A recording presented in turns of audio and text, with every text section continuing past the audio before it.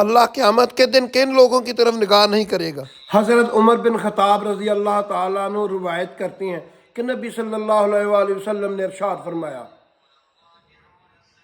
جس آدمی کا کپڑا یعنی تہمد تکبر کی وجہ سے نیچے گھسیٹتا ہے، اللہ تعالیٰ قیامت کے دن اس کی طرف رحمت کی نگاہ نہیں کرے گا۔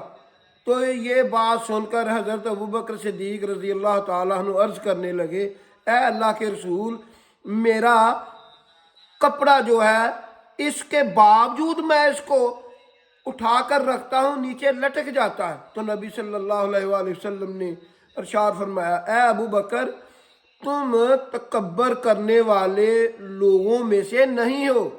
اس بات کا یہ بھی معلوم ہوتا ہے کہ تکبر کسی قسم کا بھی ہو، اللہ تعالیٰ قیامت والے دن اس کی طرف نگاہ نہیں کرے گا۔